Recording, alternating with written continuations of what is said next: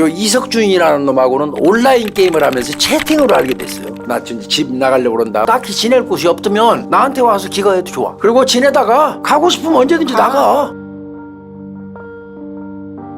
3일간 집에를 한번 다녀와요. 다녀오더니 A양이 이석준이한테 뭐라 그러냐면 나 이제 다시 집으로 가기로 했어요. 저 갈래요 이제. 그런데 이때부터 이석준이가 확 돌변합니다. 절대 그렇게는 못해. 네 올 때는 네 맘대로 와서도 그냥 못 가. 우연히 부모님하고 이석준이가 좀 비우게 돼서 방에 앉아 있는데 네. 근데 봤더니 컴퓨터가 하나 있어. 얼른 컴퓨터 메신저로 네. 자기 친구한테 구조 요청을 했어요. 도망가다 잡히면 나는 죽는다. 얘가 그 유명한 이석준입니다.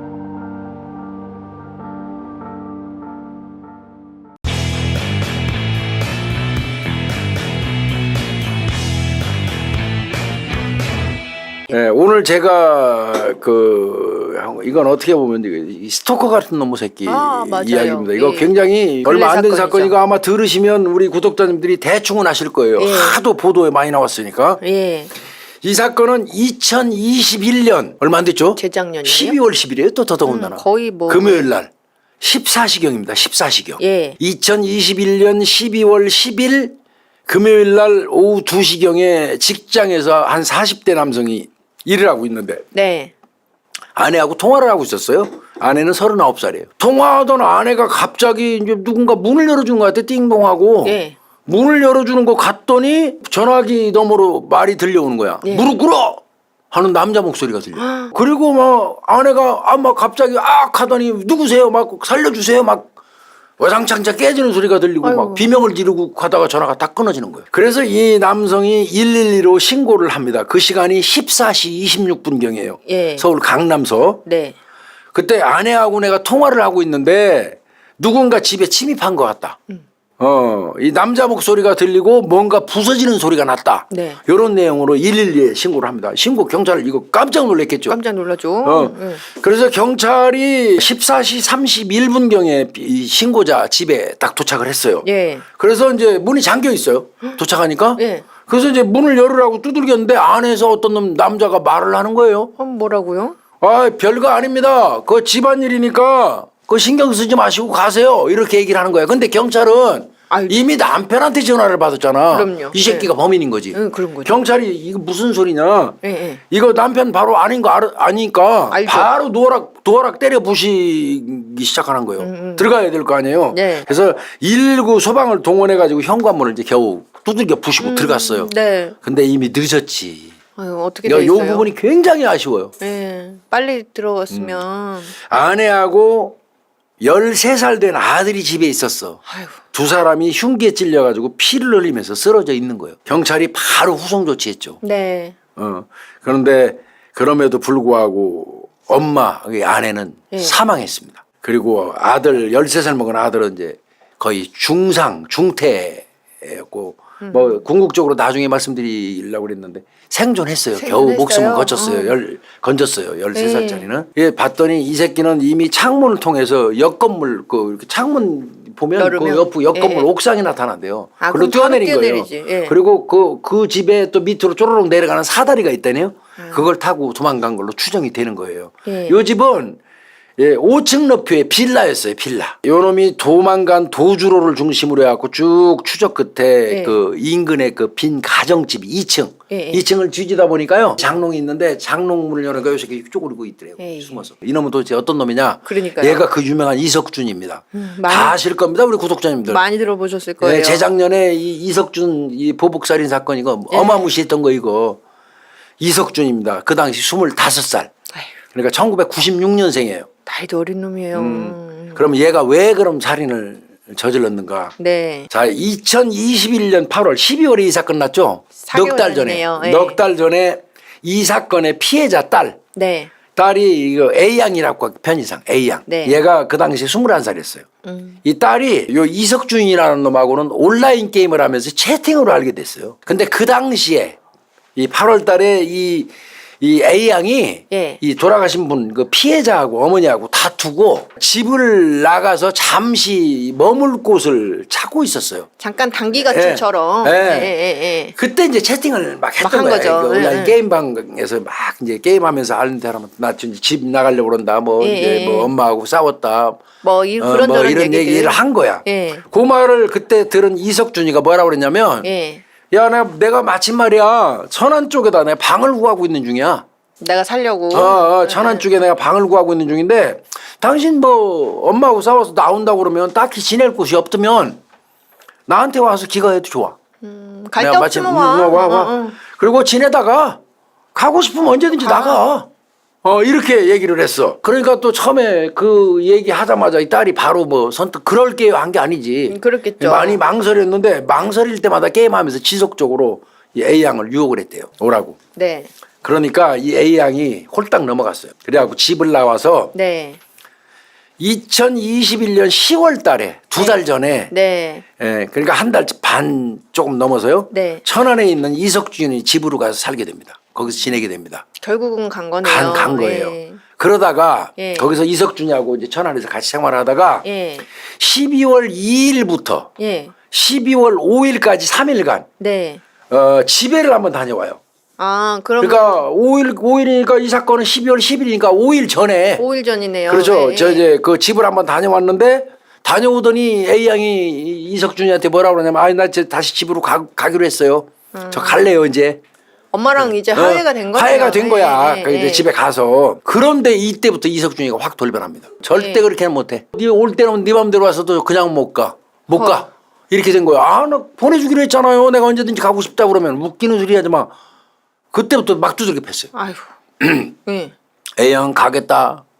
붙들어 갖고 때리고 목 조르고 예. 휴대폰도 그냥 그 자리에서 뺏어 갖고 아예 부셔버려요. 연락을 못 하게. 연락 못 하게. 예. 그리고 어마무시하게 두들겨 팼어요. 진짜 어떻게 감당 못할 정도로 두들겨 팬 겁니다. 이제 이거 뭐 맞아 죽을 수도 있다는 정도 느낌을 줄 정도로 완전히 돌변한 거예요. 네. 이때 이놈이 한 얘기가 있어요. 내가 사람을 몇 명이나 묻어봤는지 알아? 너 나 모르는 모양인데 나 그런 평범한 사람 아니야. 그리고 너 계속 이러면 너 배 태워서 내가 보내는 수가 있어. 그 무슨 소리예요? 뭐 어디 저기 해외로. 해외로 배 태워서 팔아버린다는 얘기예요. 이러니까 이제 꼼짝 못한 거예요. 이때 엄청 두들겨 맞아요. 고막도 다 터졌을 때요. 이거 A 양이 외상성 파열로. 네네. 그리고 꼼짝도 못하게 그때부터 이제 잡아놓은 거예요. 거예요. 감금이 시작된 거예요. 이제 감금이. 그렇죠, 이제는. 예. 그러고 이제 그때부터 성폭행은 이제 기본이고. 예, 이제 그리고 그 성폭행하는 장면을 또 지 휴대폰으로 찍어요. 도망 못 가게 하려고. 그리고 너 도망가면 이거는 그냥 순식간에 유포돼. 성관계 동영상 얼굴이 똑바로 들어. 그거 찍고. 그 완전 중요 부위 미친놈한테 다 찍고. 걸린 거네요. 완전. 딱 걸려드는 거예요. 그러면서 얘가 하는 얘기가 딱 하나 방법이 있는데 그 방법이 뭐냐면 내가 원하는 기간만큼 사람 내가 보내줄 거야. 예. 그렇게 할래? 아니면 지금 이 자리에서 너 죽을래? 이런 식이 된 거예요. 협박. 그러니까 이 A양은 아주 지대로 걸린 거예요. 가서 집 나가서. 완전 미친놈한테. 네. 그래서 이제 거기서 호되게 당했어요. 아직 상처도 낫지도 않은 상태인데 어느 날 네. 며칠 있다가 네. 그 이 새끼가 이석준이가 예. 그 A양한테 명령 내립니다. 뭘요? 이 새끼 집이 대구래요. 대구. 예. 그 천안에 사는 거예요. 내가 볼 때는 일부러 천안 집 얻은 것 같아. 뭐라 그러냐면 야, 나 대구 내려가 가지고 우리 부모님 뵐 건데 너도 같이 가야 돼. 인사하라 이거예요. 그리고 우리 친구들도 만날 거니까 예. 그 사람들 어머니 아버지 또 우리 친구들 앞에서 너 나하고 애인 연인 관계인 것처럼 행동해. 예. 너 그렇게 안 하면 죽어. 그 멍드는 거 감추려고 예. 화장품 사줘요. 그리고 피부과도 데리고 가요. 이때부터는 이제 꼼짝없이 끌려다니기 시작하는 거예요. 그런 거죠. 예. 대구에 가서 실제로 이제 와인바에 지 친구들을 쫙 불러내요. 예. 그래가지고 우리 애이냐? 네. 나하고 사귄 네, 여자친구야. 인사해. 예. 이렇게 인사됐어요. 예. 다 인사 다 했어요. 그리고 이제 부모님으로 집으로 데려가요.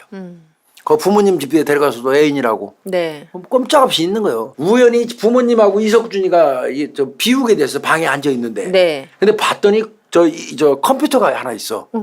A 양이 얼른 컴퓨터 메신저로 네. 자기 친구한테 구조 요청을 했어요. 내용은 뭐냐면 예. 나 구해달라는 내용이고 그 예. 내용 속에 도망가다 잡히면 나는 죽는다야. 예, 예. 근데 그것도 철자법도 제대로 안 맞더라고. 얼마나 너무 막 급하게 급하니까. 했는지. 예. 자, 이거를 보냈어요. 이게 정말 다행일까 아니면 불행일까 모르겠습니다만은. 네. 자, 이걸 보냈어요. 이 메시지를 그 A양 친구가 봤어. 예. 깜짝 놀랐겠지? 놀랐겠죠. 부모님한테 얘기한 거야. A양 부모님한테. 예, 지금 이렇게 연락이 왔어요. 딸한테 어. 또 누구가 이렇게 그러니까 부모가 강남경찰서에 신고했어요. 네. 예. 관할에다가 예, 예. 내 딸이 지금 대구 어디에 지금 이렇게 잡혀가 잡혀있다. 있단다 신고를 했어요. 강남에서 바로 대구 그 관할경찰서가 수성경찰서예요. 예. 수성서에다가 그 연락을 합니다. 네네. 대구에 있으니까. 네. 그래서 대구 수성경찰서 경찰관이 예. A양을 찾았어요. 찾았어요. 찾아가지고 그 신병을 확보해서 이제 이 부모님한테 인계를 하게 됩니다. 그리고 이제 왔는데 혹시라도 이 새끼가 올지 모르니까 불안해서 예. 강남서에다가 신병보호 요청을 했어요. 우리 네. 부모가. 네. 그러니까 강남서에서 아유 가능하다 해가지고 스마트워치를 줬어요. 지급을 해줍니다. 자, 그런데 아까도 얘기했지만 A양은 이제 성폭행 피해 주장했고요. 네. 감금 당연히 주장했겠죠. 네. 근데 조사하는 과정에 이석준이 요 새끼는 뭐라고 얘기하냐면 절대 아니다. 우리는 강간 상황극을 우리 서로 합의하에 한 거다. 즉 말하면 남녀간에 마치 강간이 벌어진 것처럼 가학적인 상황을 연출하면서 성행위 하는 거를 강간 상황극이라고 하는데 이거다. 마음이 변해가고 나한테 합의금 뜯어내려고 지금 악의적으로 신고한 거다. 요 새끼는 계속 그렇게 주장을 했어요. 그러니까 경찰 입장에서는 모호한 부분이 있었어요. 여성의 상처라든지 이런 거 보면 맞는 것 같은데. 감금 당하고 다 한 것 같은데 네. 감금을 적용하기도 애매한 부분이 있어요. 이 새끼 뭐 데리고 갈 때 임의동행에 뭐 아무 거부 없이 예. 덤비지도 않고 저 따랐고 그러니까 일단은 휴대폰 깠어요. 예, 예. 그래 그러니까 없어. 뭐가 없어. 촬영된 그 영상 같은 게 없어. 전혀 없는 거예요. 예. 이 A양은 분명히 그랬는데. 강간하면서 찍었는데 예, 예. 뭐 중요 부위도 아주 클로즈업에서 다 예, 찍었다고 그래요. 그럼에도 불구하고 안 나오고 그래서 이제 디지털 포렌식을 맡기고 네. 일단 이제 그게 나올 때까지 불구속 수사를 하는 거예요. 입건은 해가지고 일단은. 또 찝찝했던 게 뭐냐면 대구 수성경찰서에서 출동을 해가지고 덮쳤잖아요. 예, 예, 예. 딱 덮쳤을 때 A양 같은 경우는 자기 친구한테 구해달라고 얘기한 얘기를 거죠. 했는데 부모가 올 줄은 몰랐단 말이야. 예, 예, 예. 부모가 신고한 거는 알 모르는 줄은 거죠. 몰랐던 거야. 예. 그런 상태에서 겁에 바짝 찔려가지고 있다가 그 경찰이 출동해가지고 아가씨 납치됐다며 어쩌고 하니까 그 새끼 눈치 보면서 아무 일 없어요. 왜 그러세요? 그래요? 별거 아니에요. 이렇게 얘기를 해버린 거예요. 경찰이 그 얘기 들었잖아. 예, 예. 거기에다가 강간 상황극 얘기 나오지 뭐 이렇게 등등 하니까 경찰 입장에서는 이거 조금. 긴급 체포했다고 잘못하면 연인들끼리 합의된 성관계 이거를 잘못해서 체포해. 선입견 갖고 예, 예. 잘못했다고 하면 큰일 날 수도 있잖아. 그렇죠. 그래서 불구속 수사로 방향을 돌린 것 같아요. 이때부터 이석준이 이 새끼가 돌아버린 거예요. 확 갖고 꼭지가 확 돌아가지고 보복을 하기 위해서 예. 이때부터 시작됩니다. 흉기하고 밧줄을 사요. 흉기는 당연히 칼입니다. 네. 그리고 바로 서울로 렌터카를 빌려가지고 상경을 합니다. A양 집으로 갔는데 네. 거기에 실거주지가 아니에요. 그러니까 요놈은 그때 그 동네만 뱅뱅 도는 거예요. 그럼 올랐을 수 있는데. 그러면 거기서 그냥 이놈이 끝나야 포기하고 되는데. 끝났어야 돼요. 예. 근데 집요한 놈이에요. 집요한 놈. 요때 흥신소에다가 요놈이 이 A양의 주민등록증을 보인 거야. 그러면서 거기에 이제 이름하고 주민등록 번호가 있으니까 예. 실거주지를 파악해달라고 의뢰를 합니다. 제일 먼저 가서 의뢰를 한 거는 그 38살 먹은 윤모 씨가 운영하는 흥신소였던 것 같습니다. 네. 근데 요 흥신소 찾아가기 전에도 요 놈은 12월 8일부터 12월 9일까지 이 서울에 있으면서 예. 지 혼자서 찾아보려고 애는 썼어요. 이게 뭐였냐면 예. 인터넷 검색한 거예요. 예, 예. 실패를 하니까 흥신소 찾아간 거예요. 그랬네요. 그 찾아간 게 12월 9일이에요. 50만 원 주고 집 주소를 의뢰를 했어요. 네. 그리고 이제 바로 받아요. 근데 얼마 걸린 줄 아세요? 얼마요? 주소 찾아내는데 어떻게? 40분 걸려. 40분. 자, 이거 어떤 식으로 하냐면 이석준이가 A라는 그 윤 씨가 운영하는 네. A 흥신소에다 50만 원을 줬어요. 예, 예. 그러니까 이 윤 씨가 지는 못해. 예. 지가 아는 또 B라는 흥신소에 김모 씨한테 13만 원을 주고 예. 의뢰를 했어요. 또 지도. 그럼 37만 원 지가 먹고. 지가 띵겨 먹고. 네. 그러니까 또 그 B가 네. B 흥신소에 김모라는 사람이 예. C 흥신소에 또 의뢰를 했어요. 그거 10만 원 줬어요 또. 그럼 또 3만 원 떼먹고 자기 예, 10만 예. 원 준 거예요? 그러니까 C 흥신소에 있는 민모라는 사람이 예.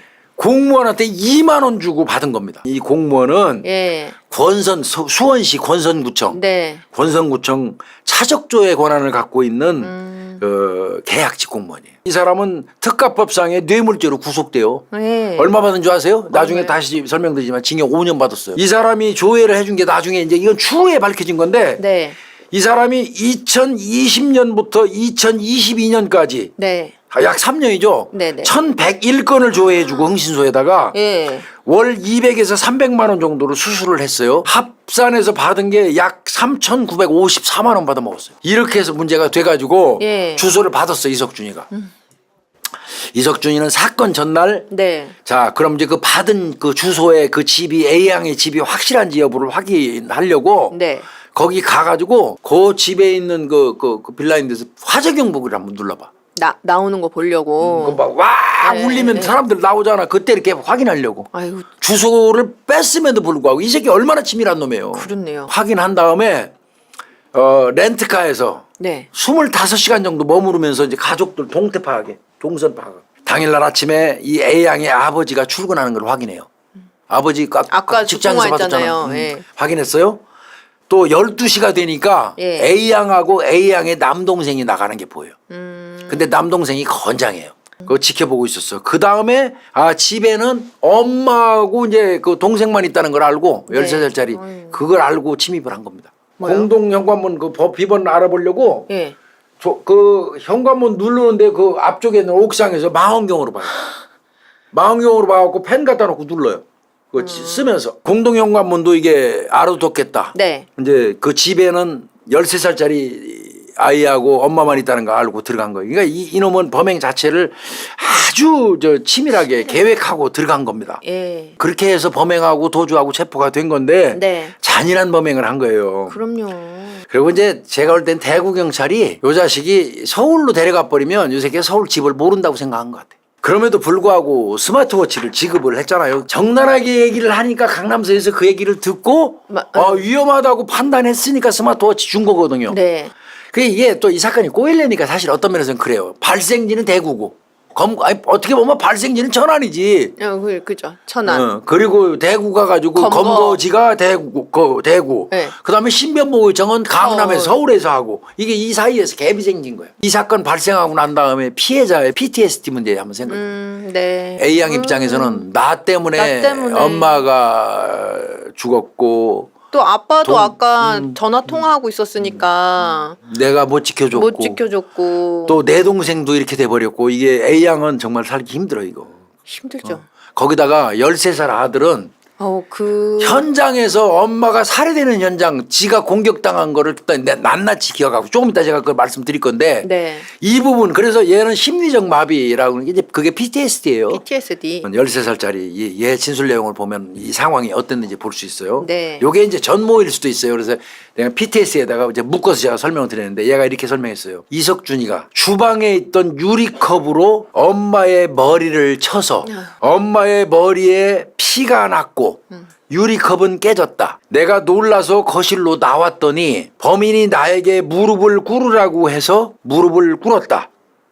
범인이 말하기를 니네 누나가 그러니까 이제 누나 얘기하는 거야. 네 딸 혹은 A양. 지랑 같이 있으면서 마약을 파는 돈을 다 가지고 도망을 갔고 예. 그 돈 다 갚으려면 남매들 셋 그 장기를 다 팔아도 못 갚는다.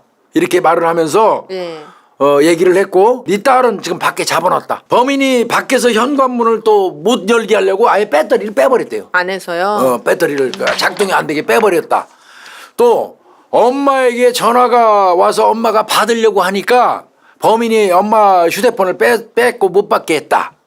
또 범인이 가방에서 칼을 꺼내서 여기서부터 잔인해요. 네. 엄마의 목을 그대로 찔렀다. 이거 완전 살해를 작정한 거죠. 급소를 그냥 그대로 찌른 거잖아요. 죽이려고 작정한 거예요.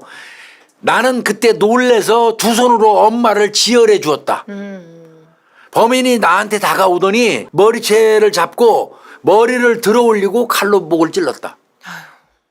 피가 나서 가만히 있었다. 엄마는 옆에 쓰러져 있었다. 그리고 범인은 누나방으로 들어가서 한참 동안 나오지 않았다. 이거 재판이 어떻게 됐냐면요. 네. 1심은 2022년 6월 21일 날 있었어요. 네. 검찰은 사형구형했습니다. 이석준이한테. 네네. 이건 뭘로 했냐면 특가법상의 보복살인 등이에요. 그리고 보복살인은 저 특가법이거든요. 네. 그래서 이제 검찰은 사형구형을 했지만 무기징역이 떨어졌고요.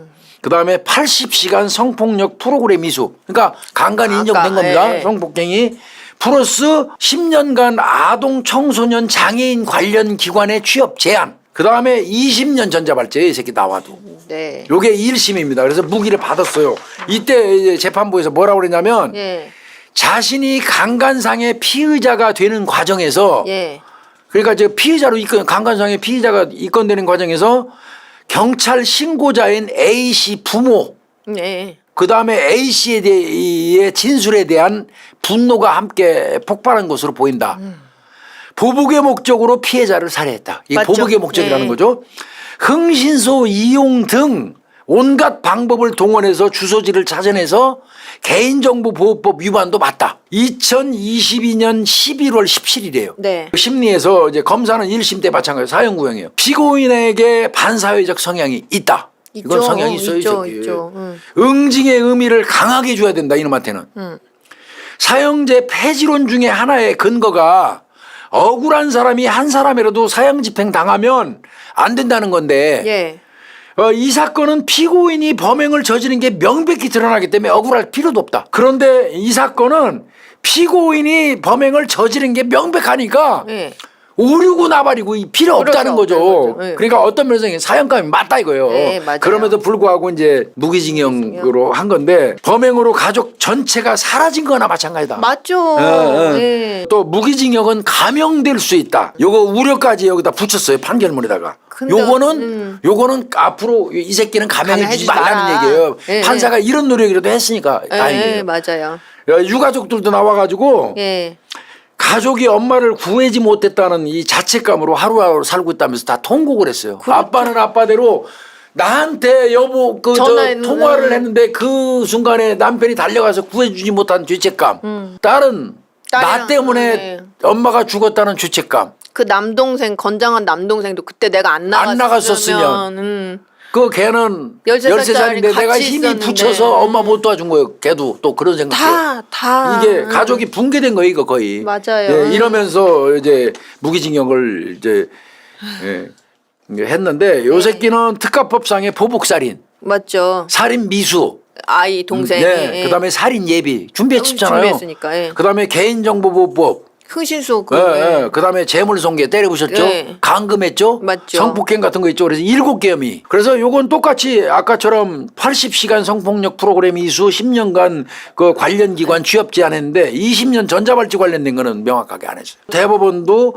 2023년 4월 27일 날 원심 확정해버렸습니다. 네. 그러면서 이석준이 범한 범행의 잔혹성, 피해자와 유족들의 고통 등을 고려하면 네. 상응한 책임과 처벌이 필요하다. 사회로부터 영구히 격리할 필요가 있다. 그리고 이제 이 사건에서 이제 이석준이 요놈은 요렇다 치더라도 흥신소 권성구청 계약직 공무원. 아까 공무원.